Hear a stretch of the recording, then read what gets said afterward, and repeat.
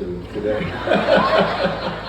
I thought I was coming to give a lecture, and I readily agreed because I'm a New Yorker. Born in Harlem, raised in the part of Brooklyn that still hasn't gentrified, known as Brownsville. Never run, never will. Got to see my daughter, Naima, who just was part of a team that made a commercial for Queen Bee. Take that. And to show you how much of a New Yorker I am, on my way walking here, I ran into somebody I know. Saying, Pedro! I'm like, whoa, who knows me? And so it's good to be back. It doesn't feel the same. Honestly, when I walk these streets, it doesn't look the same. And that is a good reminder about culture. So I'm really glad you're focused on culture. I want to give you a warning. Culture is complex. Culture is dynamic. And culture changes. The metaphor we use a lot of times to talk about culture is an iceberg. How many of you all saw Titanic? Right, so we all saw Titanic. So remember, if culture is like an iceberg, which part of the iceberg do you need to worry about? The part you can't see. The part we see in culture are the customs, the norms, the rituals, the language, the food. That's obvious. Those are the symbols of culture. The part we don't see are the assumptions, the biases, the things we take for granted. Now, I've been studying culture, studying school culture for a long time. I just got back from Turkey, Istanbul, an amazing city, ancient city. Used to be known as Constantinople, head of the Roman Empire. 20 million people, almost 3 times larger than New York City. Just as vibrant as New York. Monday night at 1 a.m., you'd have thought it was, everybody's on the street. I said, where are y'all going? They said, this is Istanbul. And I was having trouble getting used to the culture, trying to understand the culture. Was felt very foreign. After a while, I started realizing, Turks are a lot like New Yorkers. They're very direct. They tell you what they think, even if it hurts. But Turks also love cats. It is the city of cats. Istanbul has cats everywhere. Loving, well-cared-for cats. Because everybody takes care of them. So you go up to a cat and pet them, they come right to you. You know why? Because people are kind. And you don't see people laying in the streets. And you don't see people begging. And they got a lot of problems. They got a dictator of their own who is a lot like the guy who's running for president right now.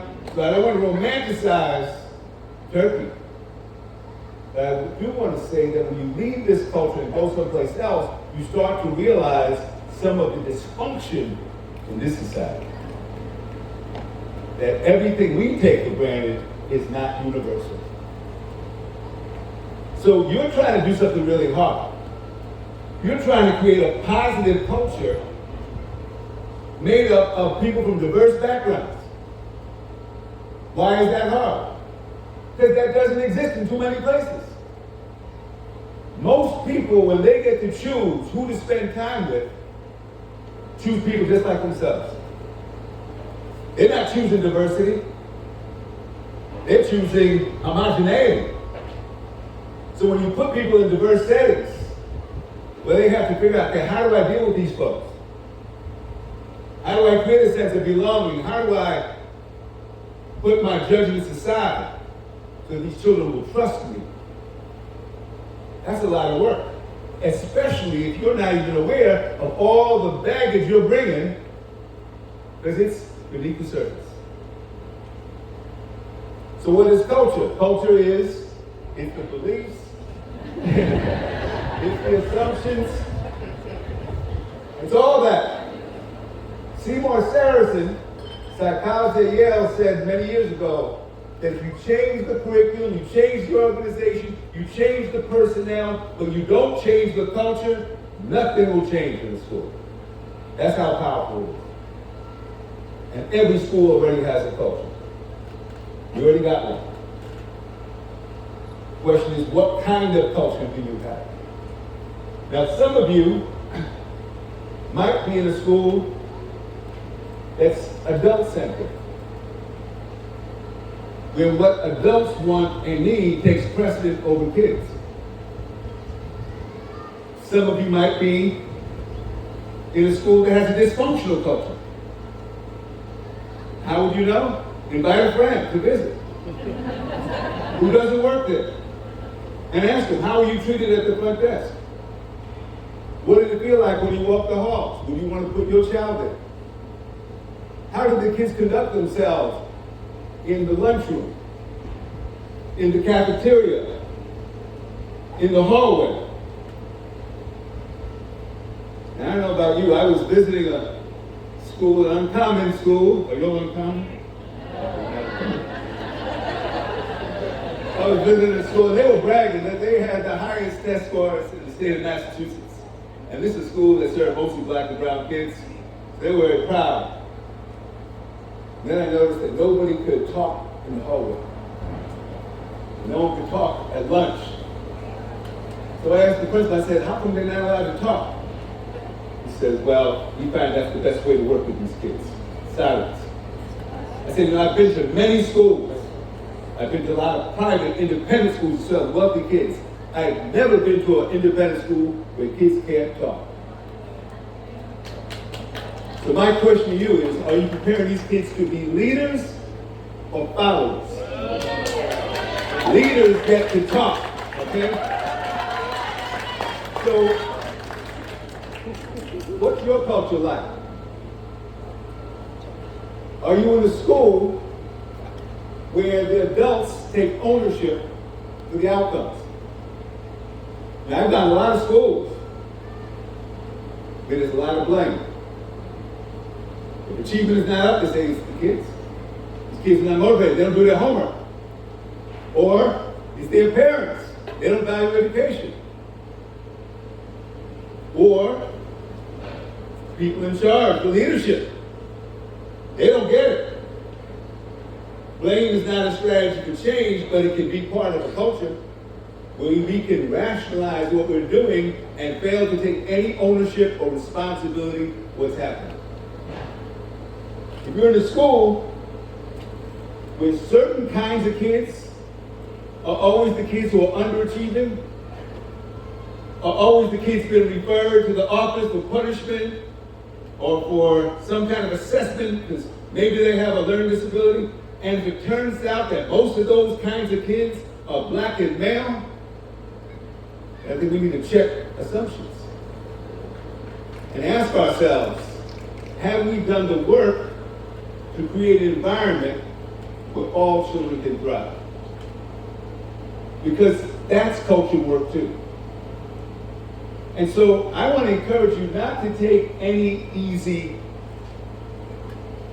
paths to this work. One of the problems in education is we confuse slogans with strategies. No Child Behind was a great slogan, but we left lots of kids behind. And the problem wasn't just branding. The problem was we focused on achievement, but we never focused on getting kids excited about learning.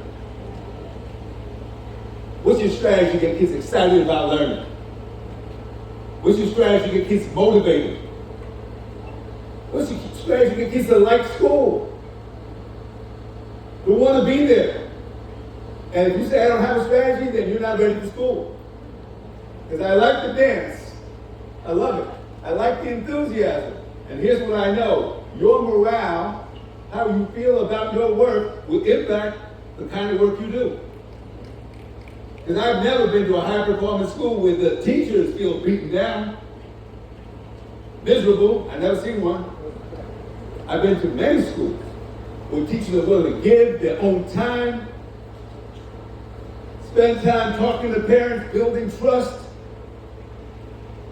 And they do that not because they have to, but because they want to. And they're part of a culture that makes them want to. It lifts them up and sustains them, not just at the beginning of the year, but in March when there's no more holidays. That's the real test, isn't it? Get through the whole year. So what's your culture like? Again, I would encourage you to ask a friend. I would encourage you to not be afraid to look at the data, because the data is going to tell you what your culture's like. You say we're serving all kids and the data doesn't show that? If there are predictable patterns of achievement that correspond with race and class and language, then you got a problem. You know why? Because there's talent in all kinds of communities, aren't there? There's talent in the projects. Ask Jay-Z, he's right over here, right? There's talent in the new immigrant households, in people who don't speak English. There's talent in the homeless shelters, right? Talent comes in all shapes and sizes. Question is, are you cultivating talent and strength and confidence in all of your students? The biggest obstacle is traditions to how we do things in school. And here's the challenge. All of you went to school. How many of y'all liked school when you were there?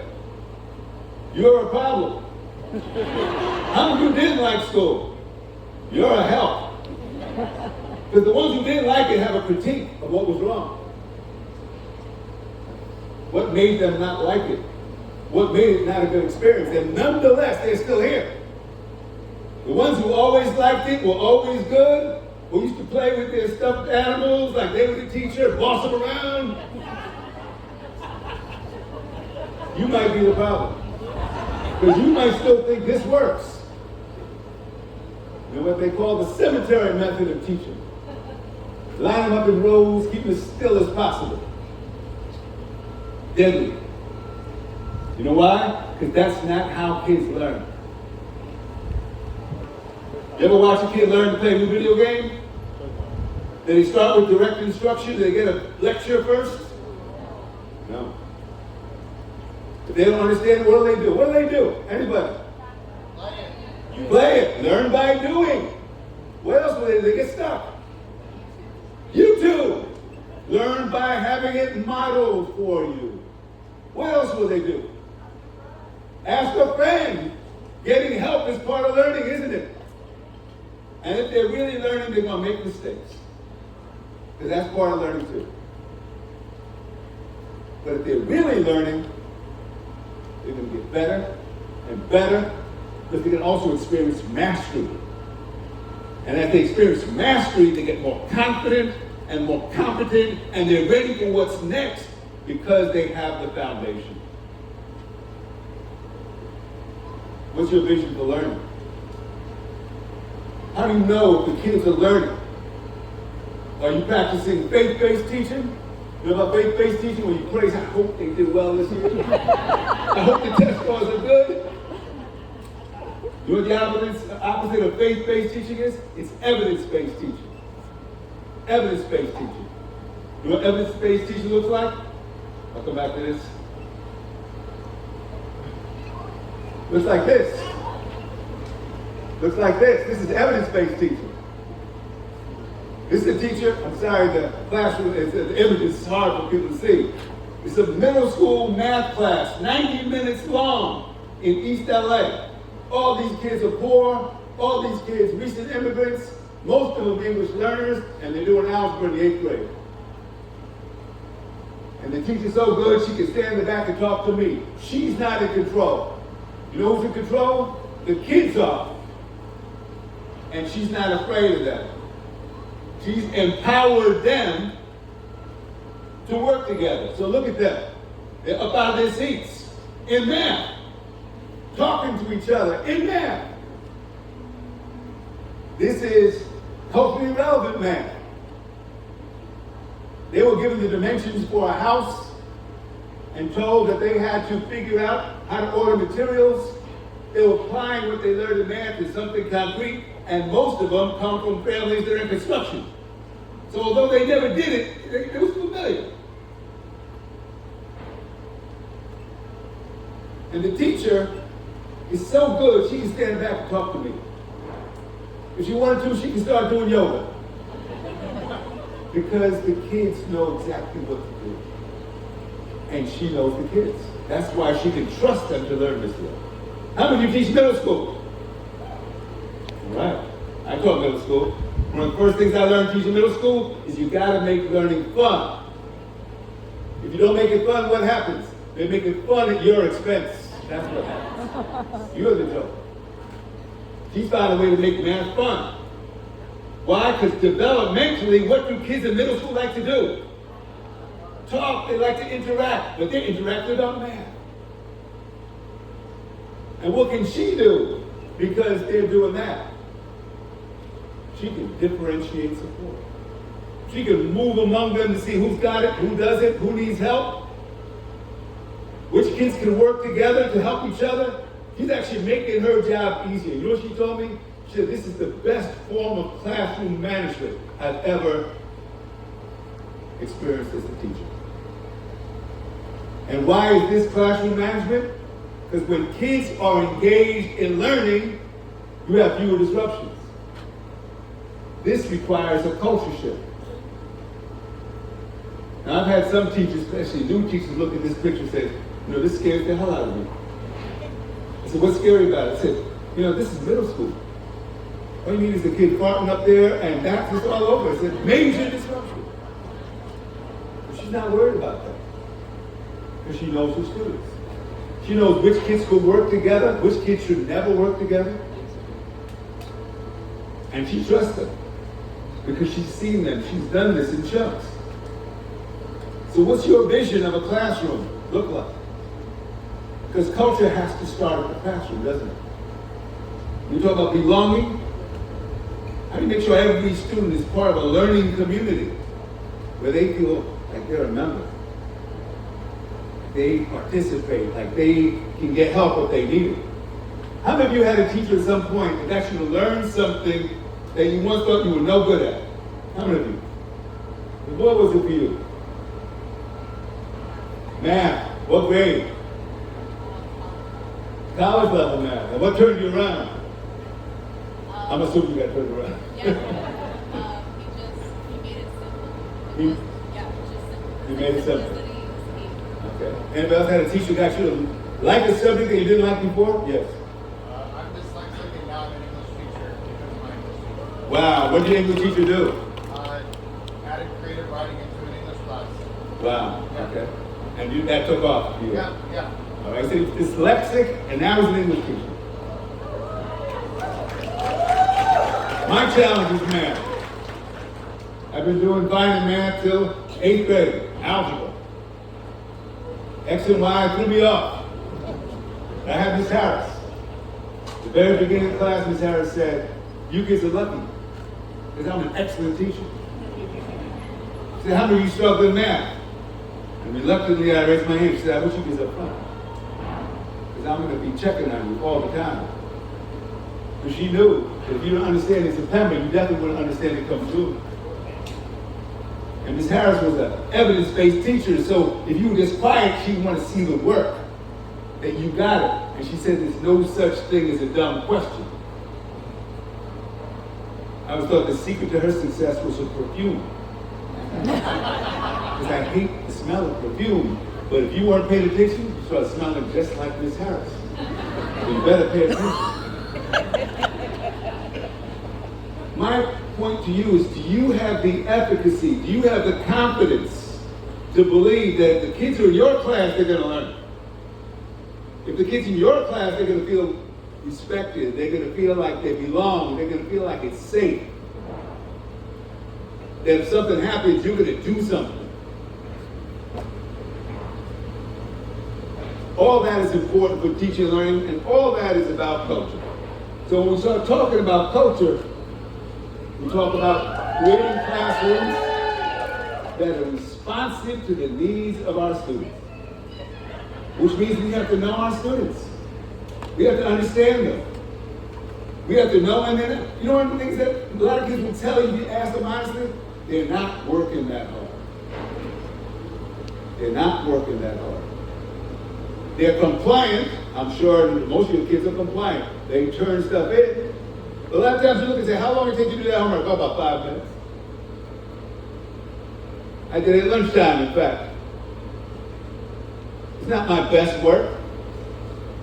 You know how to get the best work from your kids. Here's, if you're ready for it, tell the kids, we're going to treat every assignment as a first draft. Because we don't do our best work on the first draft. Because the real learning is not the first draft, it's on the revision. It's on understanding what it takes to get it right. And the real teaching is not in the grading. Where's the real teaching come in? The feedback. You got to teach like coaches. Because if you teach like coaches and you're invested in their success, you're going to tell them how to get this to be better than it was. All that's about culture.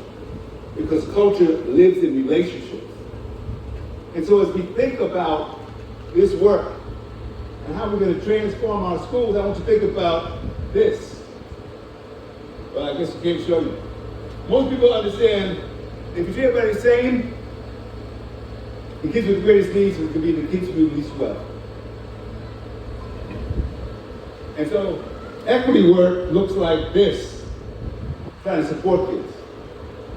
What we don't see is a lot of times the kids who are doing the best have the most. Parents with the most resources, private tutors, parents who can help them with their homework. Homework is an equity issue. So equity work really looks like this. Getting barriers out the way. So every child, every student can learn, can participate, and be a member of our community. So you need a vision for that. I don't believe that every child is going to be excellent and go up to the top colleges in the country. I don't believe that's Lake Wobegon. You ever heard about that place where all people are strong and good looking? It doesn't really exist. But I do believe that if we're successful in creating schools where kids can thrive and where teachers can thrive, then we should not be able to predict which kids are going to be successful, which kids are going to be in the office needing help. That's what we're aiming for. So let me describe a school in Brownsville that I worked with a few years back to give you a sense of culture. When I get there, 7 in the morning, people are dropping off their kids, and one mom comes up and she's stressed and she says, I'm late for work, I have no time for this. And the security guard says, come here, child. Takes the child and says, you can go.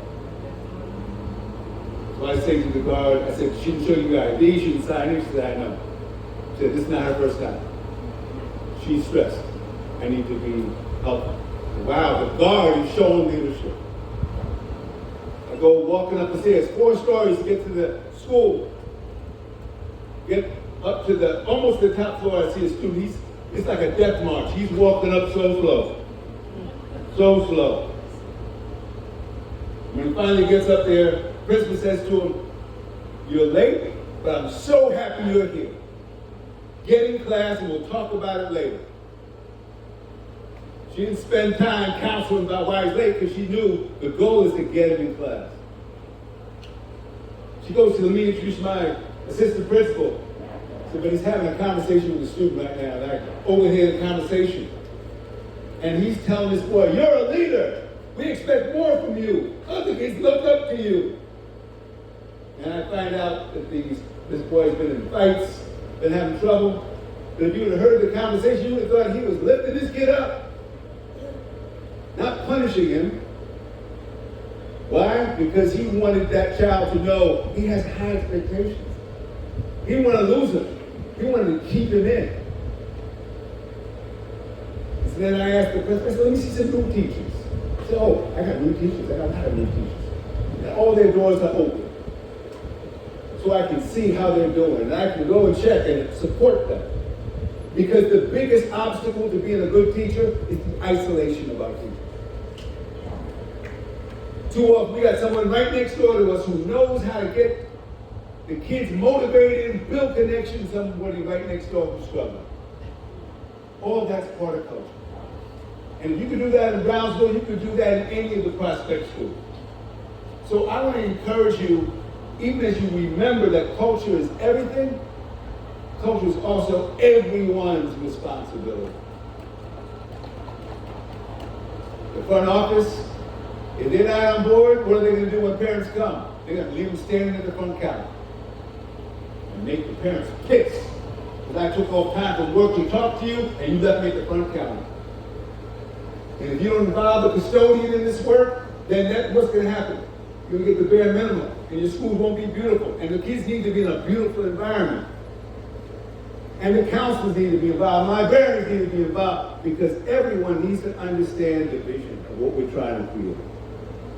Culture is everyone's responsibility. And most importantly, when we feel accountable to each other, that's how cultures change. So I want you to know that you're doing powerful and important work. As I said before, we don't have too many examples of diverse schools that serve everyone well. I can name many schools that are racially and socioeconomically diverse, and it shows in tracking, it shows in outcomes. You get a chance to set an example of something different. And so as you start this new year, I'm glad you got some more time off before the school year starts, and it's still hot in New York. I want you to ask yourself, what do I need to bring?